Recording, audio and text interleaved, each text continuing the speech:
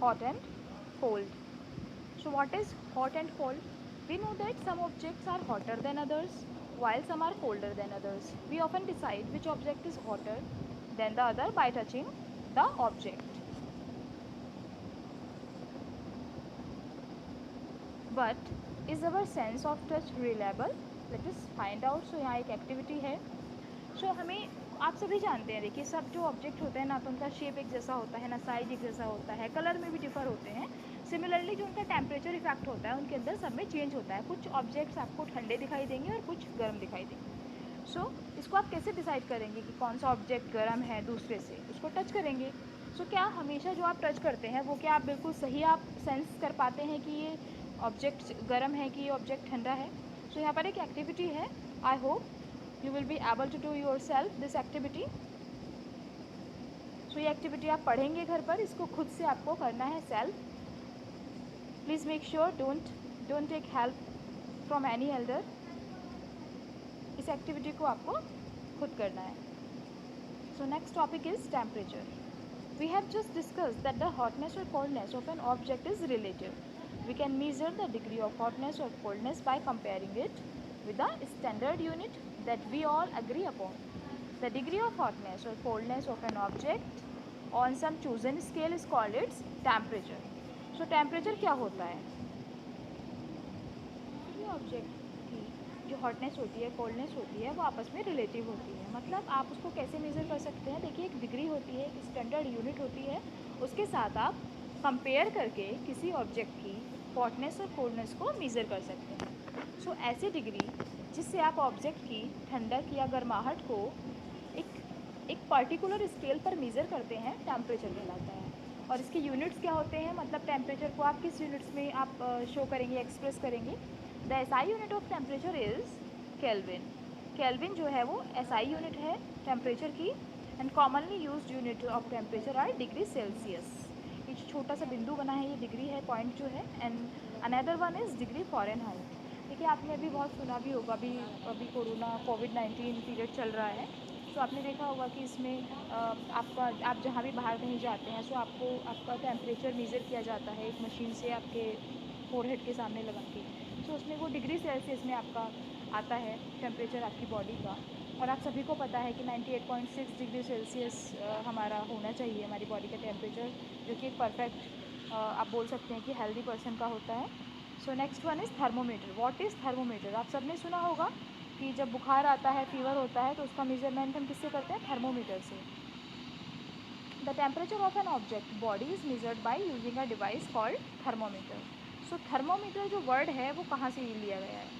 अब इसमें ये बताया जाएगा कि थर्मोमीटर वर्ड की शुरुआत या स्टार्टिंग कहाँ से हुई. So thermo is a Latin word. Latin एक लैंग्वेज है, उसका वर्ड है दैट मीन्स हीट, जिसका मतलब है गर्माहट.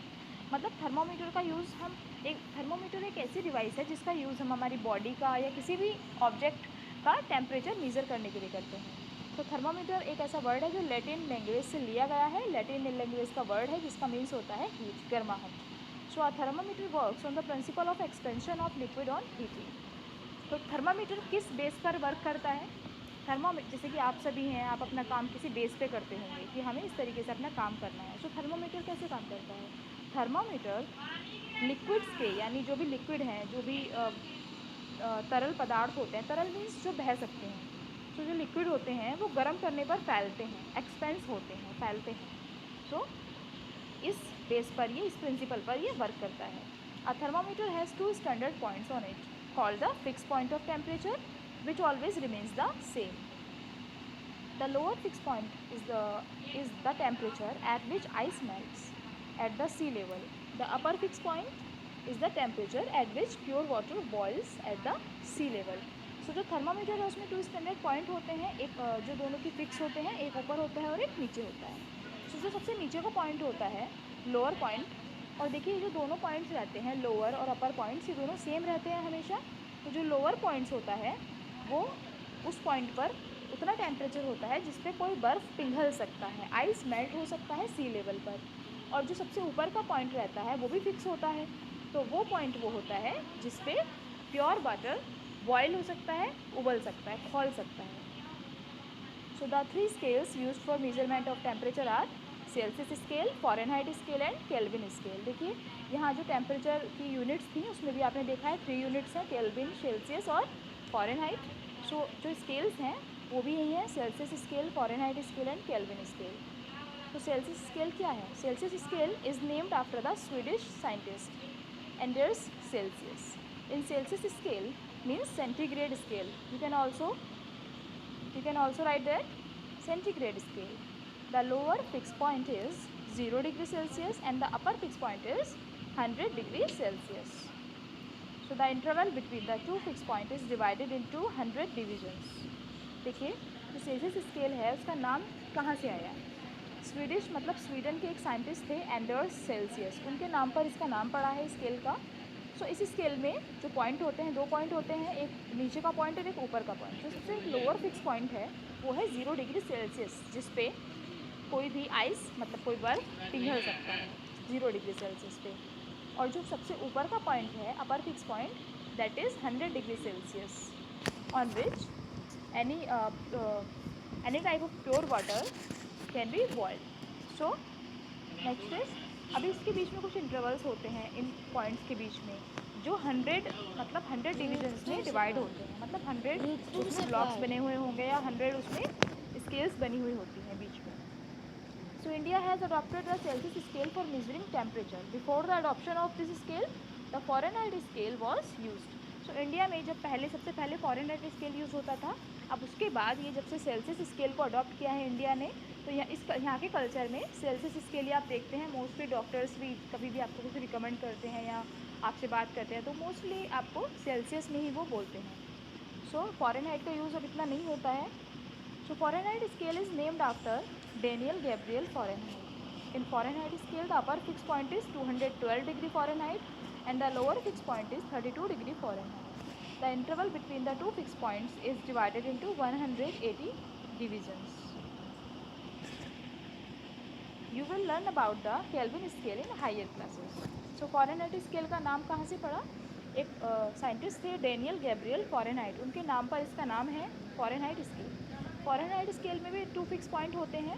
अपर फिक्स पॉइंट जो कि सेल्सियस में था 100 डिग्री सेल्सियस, तो इसमें है 212 डिग्री फ़ारेनहाइट। और जो लोअर फिक्स पॉइंट है वो है 32 डिग्री फ़ारेनहाइट। और सेल्सियस में कितना था lower point? 0 degree Celsius. So इनके बीच में कितना इंटरवल होगा? 212 में से माइनस करेंगे 32 मीन्स 180 डिविजन्स। 180 डिविजन्स इनके बीच में होंगी। Next one is relationship between Celsius and Fahrenheit scale. A relationship that is used to convert temperature in Celsius scale to Fahrenheit scale or vice versa is. मतलब क्या relationship है? अब इंसानों के बीच में रिलेशनशिप होती है तो स्केल्स के बीच में कैसी रिलेशनशिप ऑफकोर्स होती है। देखिए जब आपको एक स्केल में टेम्परेचर दिया गया है, सपोज दैट आपको फ़ारेनहाइट में टेम्परेचर दिया गया है, आपसे पूछा जा रहा है कि आप इसको कन्वर्ट कीजिए सेल्सियस में, तो आप कैसे करेंगे? तो उनके बीच में कोई रिलेशन होगा तभी तो आप उस बॉन्ड को फॉलो करेंगे। तो यहाँ पर एक बॉन्ड दिखाया गया है, एक यहाँ पर फॉर्मूला है जिसको फॉलो करते हुए आप एक स्केल से दूसरे स्केल में टेम्परेचर को कन्वर्ट कर सकते हैं। That is C means Celsius, C upon 100। देखिए क्योंकि C में जो होता है 100 डिविजन्स होती हैं तो C upon 100 equals to F minus 32 upon 180। देखिए यहाँ अब आप सोचेंगे कि C के माइनस में कुछ क्यों नहीं है। F माइनस 32 मतलब जो इसका लोअर फिक्स पॉइंट होता है फ़ारेनहाइट का वो 32 होता है। सो इसमें F माइनस 32 ऊपर है, अपॉन में 180 है क्योंकि इसके बीच में 180 डिविजन्स होती हैं 32 और 212 के बीच में। सो C में जो लोअर पॉइंट होता है वो क्या होता है? 0। तो C माइनस, जब आप C के आगे माइनस 0 लिखेंगे तो कोई कुछ इफेक्ट तो पड़ने वाला है नहीं, क्योंकि 0 को आप चाहे वो प्लस में हो माइनस में हो आप उसको लिखें या ना लिखें इक्वल है। तो हमने 0 को नेगलेक्ट कर दिया है। सो आप समझ गए, C upon 100 equals to F minus 32 upon 80। अभी आप इसको कैसे कर सकते हैं दूसरे तरीके से? देखिए यहाँ पर हमने इसको 20 से डिवाइड कर दिया 100 को, 25 ज़ा 100 और 29 ज़ा 180। सो आप इसको शॉर्ट फॉर्म में, स्टैंडर्ड फॉर्म में C upon 5 equal F minus 32 upon 9 कर सकते हैं 100 और 180 को 20 से डिवाइड करके। तो C is equal to temperature in Celsius scale and F is equal to temperature in Fahrenheit scale. So आपके बुक में एक एग्जाम्पल दिया गया है आई होप आप उसको खुद कर सकते हैं, आप एबल हैं आप उसको करने के लिए।